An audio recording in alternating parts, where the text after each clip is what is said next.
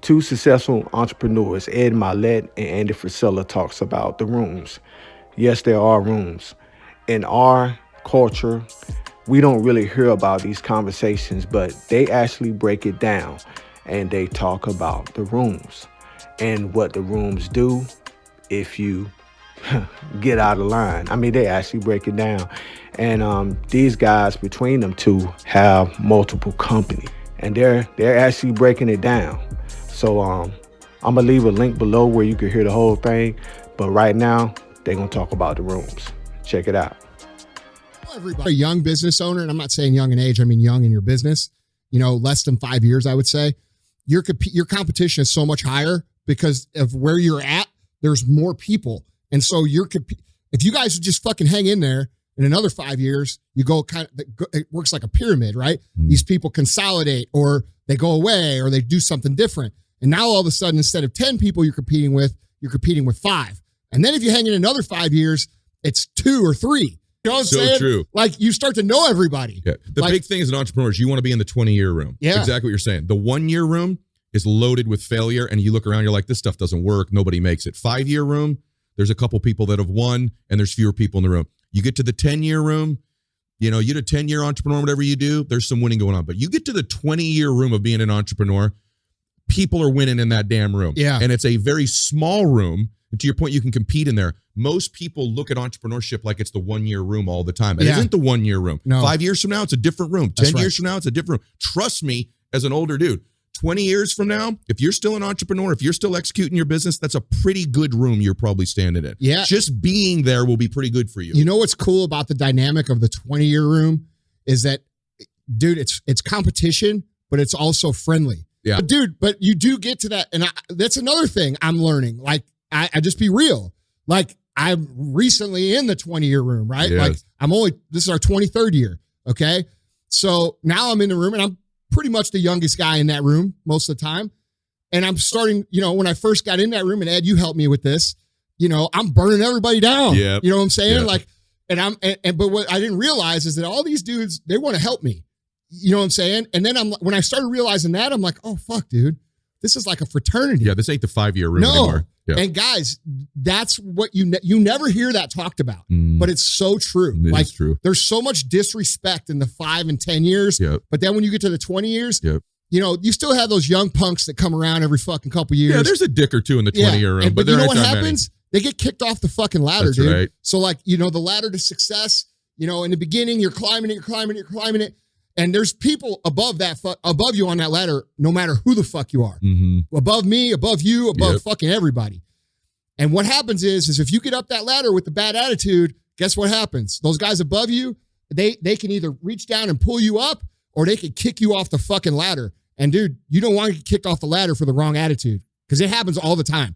Dude, how many times in that 20-year room, our little group of guys, that we know, probably 10 guys, is there a fucking text or something that goes on and be like, yeah, dude, this guy, no. Yes. Stay away from this dude. Don't put him on your show. Yep. Don't do this. Don't do dude. And motherfuckers get blackballed without even realizing that they got blackballed because they do ignorant shit like leave a fucking negative post on your podcast or something and do some fucked up shit to fuck with you for no reason. Yeah, you were a fool, by the way, if right now you're in the 10 or 15-year room and you aren't doing everything you can to ingratiate yourself to people in the 20. Like, that's right. I'm almost in the 30-year room. I guess I'm really close. This next year I'll be in the 30-year room.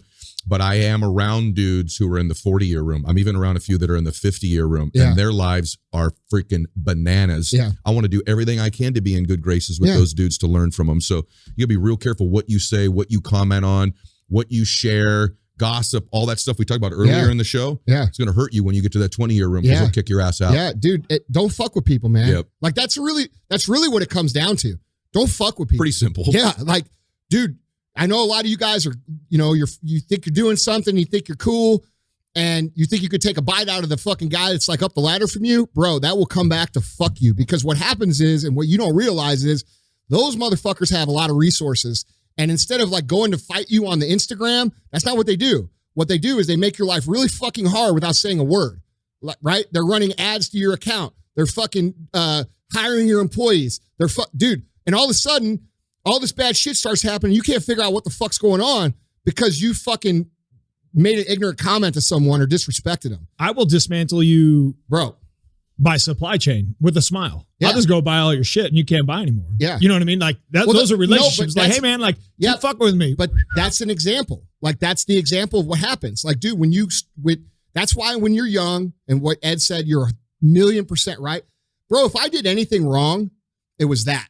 There you have it. They talk about the rooms. But in particular, they didn't talk about the higher rooms. I don't think they may not be in the rooms yet because they didn't talk about the rooms. And the rooms that they didn't talk about are the 100-year rooms, the 150-year rooms, and the 200-year rooms. Now, these are the rooms that by our culture's companies. I'm going to give you 2 examples. Procter & Gamble, founded in 1837. They purchased the Bevel Company, which was founded by Tristan Walker of Walker & Company. It's an undisclosed amount, but they're saying it's between $20 and $40 million that they acquired that company. And also, another company that's in that 100, 150, 200-year room is Unilever. They acquired Sundial Brands, which the co-founder of that company is Richard Lou Dennis, the guy who gave us Shea Moisture. Now, these are the rooms that buy our companies that changes the generational wealth at the snap of a finger because they have the billions to invest. Now, these 2 guys didn't really talk about them companies, and that's how I figure they may not be in the rooms or they may not want to talk about it, but this is what's going on. These companies are what buy our culture's companies. And with that being said, now you have it. Now you hear it. There are rooms. Pay attention.